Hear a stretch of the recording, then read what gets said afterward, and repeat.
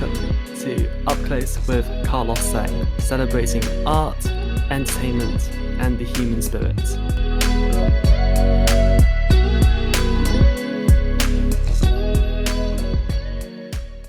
Welcome to another episode of Up Close with Carlos Sang. My next guest was the first ever recipient of the Ian Charleson Award and is currently starring in a brand new production of the Merry Wives of Windsor at the RSC. He has previously been at the RSC a number of times and has also been at various esteemed institutions around the country. It's a huge delight to be able to introduce the wonderful Ian Hughes. Thank you so much for joining us. A pleasure to be here. Thanks for asking me. Yeah, so you've worked at the RSC a number of times over your career, starting from the early 90s. What is it about the RSC that keeps making you want to come back, and why did you want to come back for this production in particular? I've got very, very fond memories of my time back when I started in 91, I think it was, when I was in my I was in my early 20s. So it was always a place I wanted to work at. The first Shakespeare, the first play I ever saw, in fact, was from a school trip from South Wales, where I come from. We travelled up to see King Lear with Michael Gambon and Anthony Sher as the fool. And most of the kids went to the pub at the corner, but me and 3 or 4 others stayed and watched the show. And I was completely blown away. And I thought, oh, I quite like to do that. And as fate turned its weird wheel, 8 years later, I was playing the fool in King Lear at the RSC for the same director, Adrian. So it was a place I had very, very fond attachments to. I went to university in Birmingham, so to travel across quite a lot to see shows. Kenneth Branagh as Henry V in the late 80s and things. So it was a place I wanted to work. And once I'd worked there, I was very keen to carry that on. And this return this summer is the first time actually in 18 years I've been there. In my head, it was 5 or 6 years, but there's been an 18-year gap. But I kept persevering and I kept knocking at the door, and they eventually let me back in again. So I'm thrilled to be back, and it's a joy to be doing it again. It's a joy to be working. The climate, as you know, is a tricky one at the moment. So just to be employed is a great godsend. But to be doing Shakespeare in Stratford under a new regime, it's a great place to be. There's a great deal of optimism in the air. And the show is a joy to do, and it's been very well received, which is a plus. And it's for my first time working on the new thrust stage there. Although I did do there was a concert to kind of inaugurate the new space, and I sang a few songs under Michael Boyd's directorship. This is the first time I've worked there, so it's a joy. It's a company that's always will have a very dear place in my heart. Yeah, I mean, we're at the start of a very exciting new era for the RSC, as you say, with Daniel Evans and Tamara, Harvey at the helm. How would you describe, the new season so far? And, what do you think, we can expect from this new era of RSC history? Well, I think what so far seems to be apparent is they're bold. They're making bold choices. I mean, Tamara's first production of Pericles is in previews and opens, I think, next week. I mean, that's a bold choice. If you know Pericles, it's a tricky old play. So to choose that play is a bold first production to do as an joint artistic director. Dan will be playing Edward II, an acting part. So that's a bold choice in his first year as co-artistic director to act in a play. So it seems, I mean, Merry Wives, very early on, I've seen the play a number of times over the years, and I think it's quite a tricky play. This one seems to have got the tone right. It seems to be a new feeling of optimism and vibrancy and taking chances, which I think is the way theatre should work. It shouldn't rest on its laurels. They could have opened with Midsummer Night's Dream. They could have opened with an easy comedy, maybe, but to do plays which actually sort of are testing the waters a little bit. I think that's quite exciting for the future before they move to some of the bigger, your Lears and your Macbeths and all those big history plays. So there's that journey which they're going on. It feels genuinely like an exciting place to be at the moment, and it's I think it's reflected in the kind of the buzz amongst the actors, the acting community. There's a feel of, the RSC. Yes, I've not thought of them for a number of years, but now maybe, I'd like to go and work there and see what's happening. So there's some exciting productions, as you're aware, coming up. We have the Hamlet coming up and various things. So it feels good and exciting, as it should be. Yeah, absolutely. And I think lots of new actors, making their RSC debuts as well this season. I saw like there were loads of new actors at Love's Labour's Lost as well. I've never been to Stratford before, so that was great. And you've worked with, some of the RSC greats over your career, people like Gregory, Doran and Adrian, as you say. How has it been working with Blanche McIntyre as well, on developing this new production of Merry Wives of Windsor? Oh, she's a nightmare, terrible director, a complete nightmare. I never met Blanche. We met for a chat and discussed the play and the part of Sir Hugh Evans.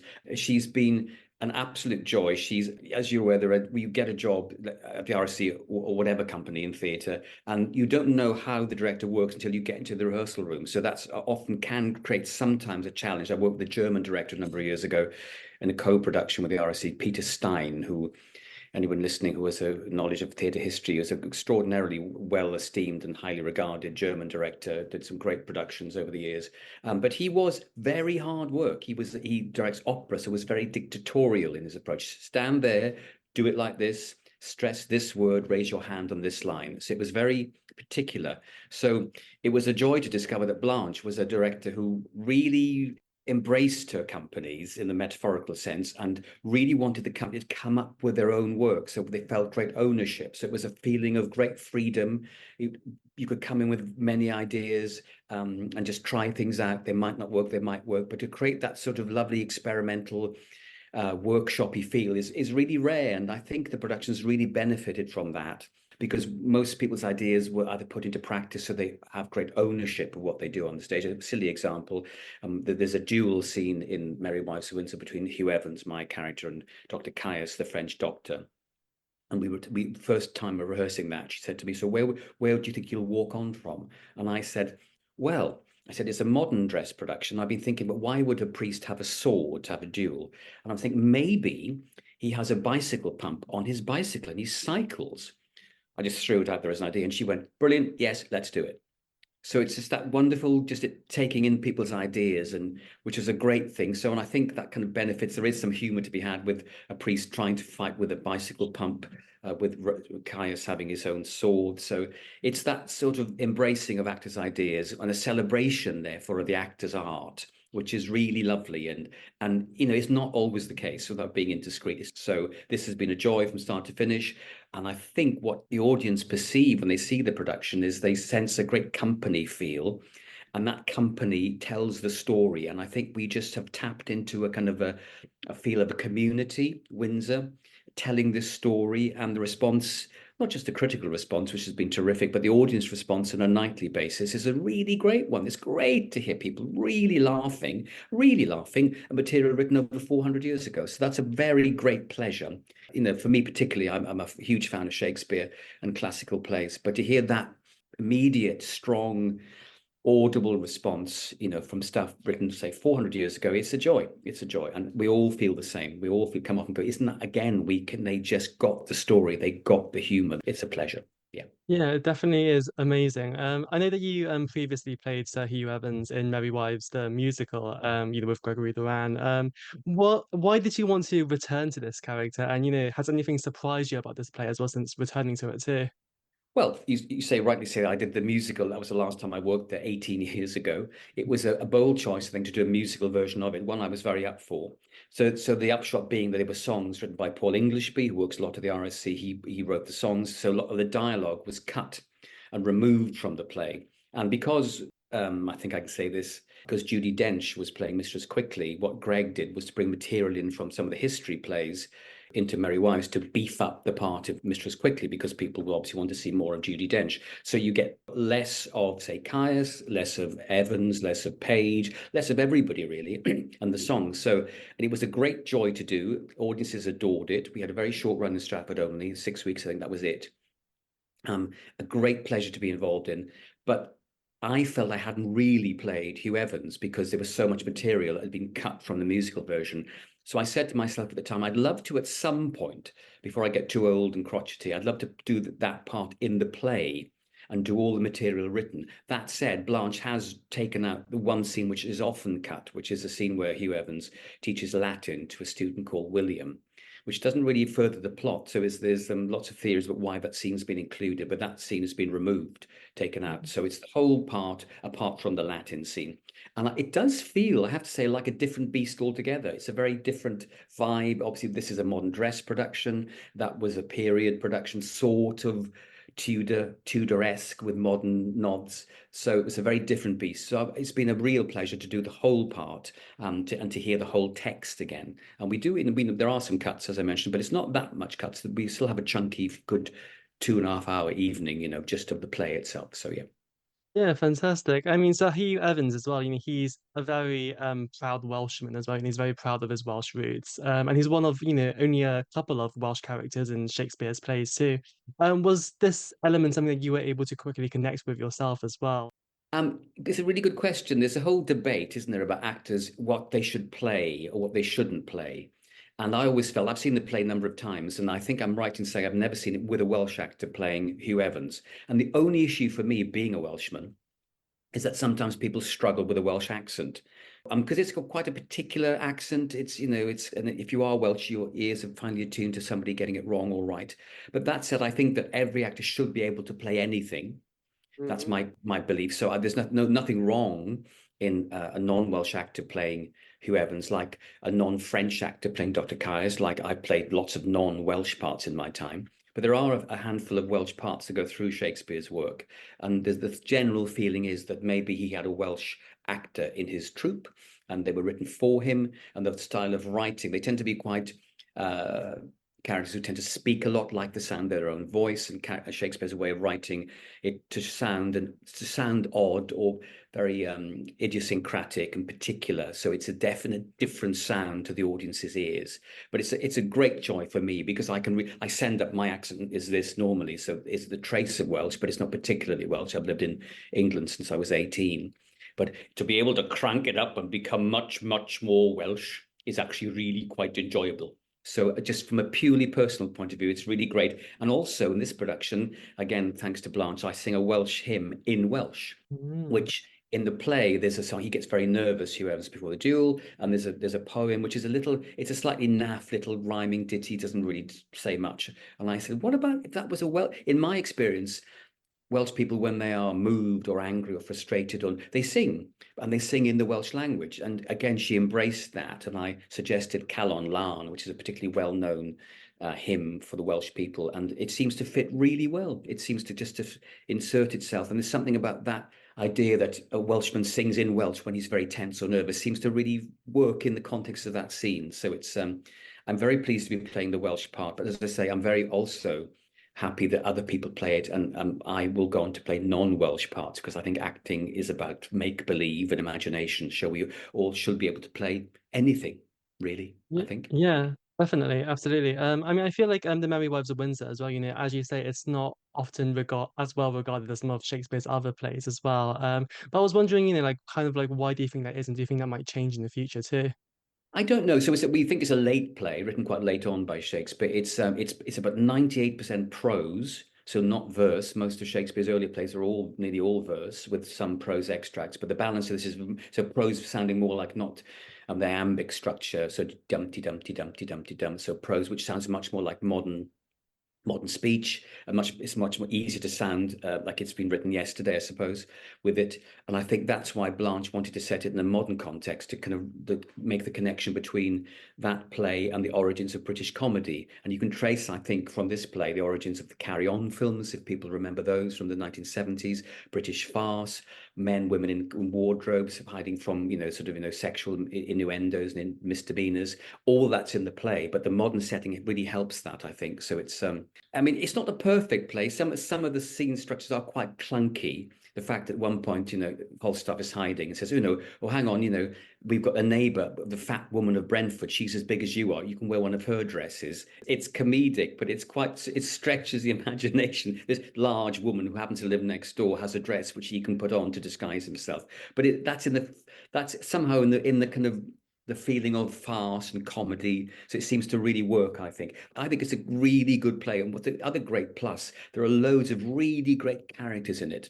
Lots of Shakespeare has Hamlet. It's kind of really Hamlet's story. Richard II, Richard III, Pericles, Timon of Athens, whatever it might be. But this play, of course, Falstaff is the fulcrum, the center of the play. But you get the two merry wives, Mistress Page, Mistress Ford. You get Ford himself. You get Master Page. You get Caius. You get Evans. You get Slender. You get Simple. There's a whole host, which is why, as an acting company, it's great because everyone gets a little crack of the whip. And sometimes in Shakespeare, as you're aware, that's not always the case. Sometimes you kind of sit in the dressing room for quite a long time waiting for your bit. But with this, everyone gets a nice, and I think audiences respond to that. I think audiences like seeing a play which is peopled by lots of quirky, idiosyncratic, eccentric character. I think they are all quite eccentric, but that seems to work quite well, I think, from an audience point of view. Yeah. Yeah, it definitely feels like a great ensemble piece. I agree. I know that you were the first recipient of the Ian Charleson Award, and I was wondering, being the first winner of that prize, did it feel like it was going to become something special, and would eventually go on to become this highly coveted prize too? I think I felt that at the time. It was something I was unaware of. I just received a phone call saying there's this new award. Will you come to the National Theatre for a lunch? And I turned up, and the great and the good of British theatre were there. I mean, Alec Guinness presented me with the award. Simon Russell Beale was nominated, I think weirdly, for Edward II, funnily enough, at the RSC. And I thought, well, there's no way on God's earth I'm going to get this. So it was a very pleasant surprise to win it. I'd done a play at the Lyric Hammersmith, a play by Goethe. And not only was it a very nice pat on the back, it was also 5,000 quid, thank you very much. So it gave you some money, and I don't think the money's gone up in all that time. So that helped me buy my first flat. So it was a definite sort of, very grateful recipient of that. But what was curious for me, I thought, great, now I'll work at the National Theatre. That was what I thought it would mean. And I never have. 30 years in the game, and I never have. I just don't know why it's worked out that way. But the RSC has become my sort of spiritual home. I've worked there a lot over the years, not recently, as I mentioned, but so it was a great reward.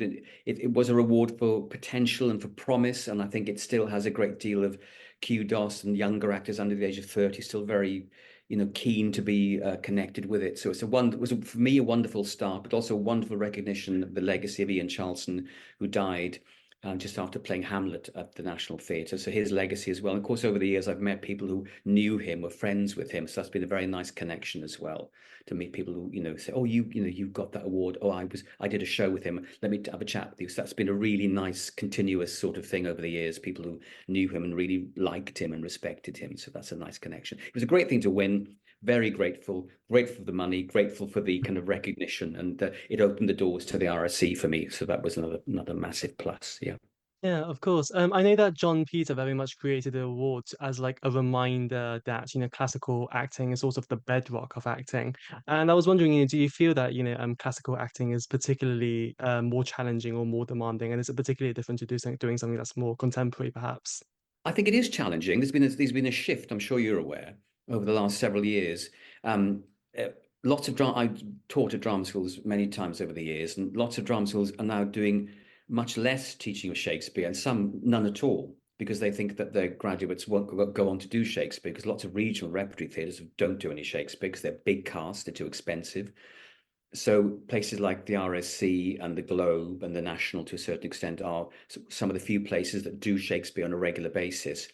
So I think there's been a kind of sea change. Younger actors don't necessarily hunger for it in the same way that maybe 20, 30 years ago they did.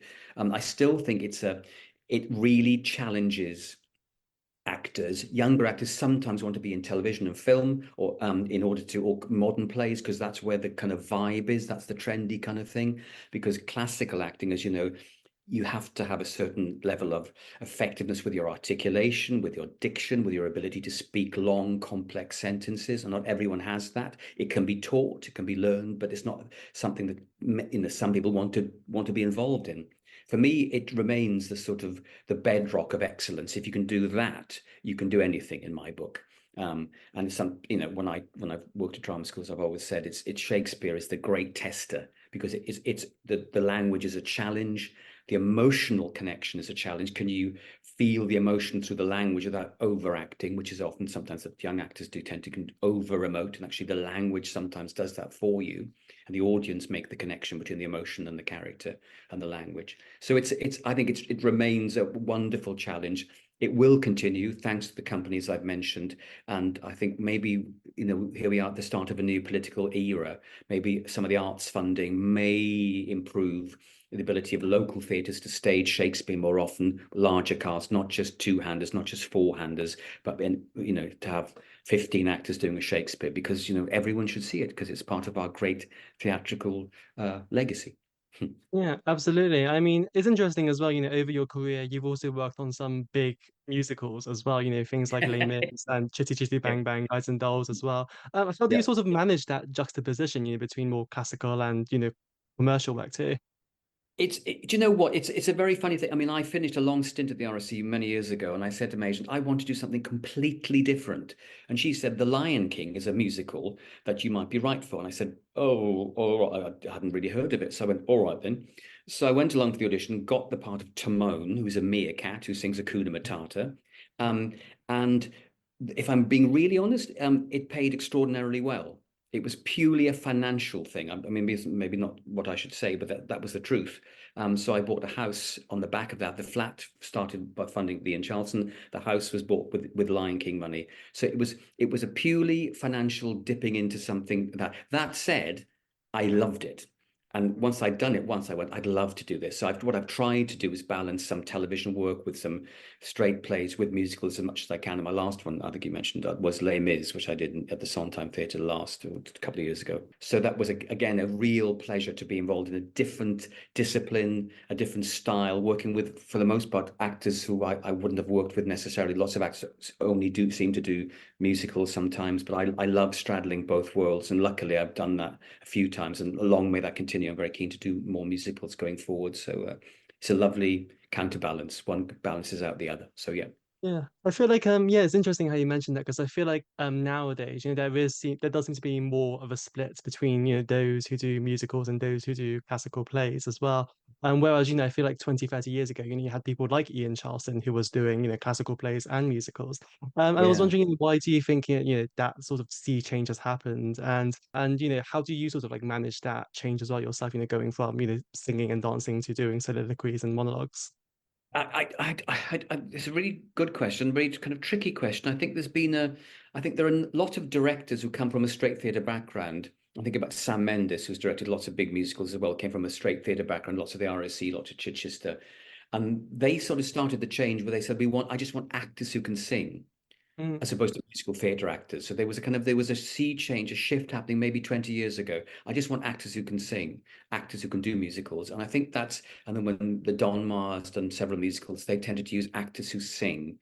So there's been a kind of shift, I think. But it depends on the project. I mean, there's some parts, obviously there are parts in Les Mis that demand extraordinary singers. I played Thénardier, who was a kind of character part. You can get away with having a decent enough voice, but as long as you can sell the comedy, that was matters. So I think there always will be actors, singers who will just do musicals because the demands of the role are such.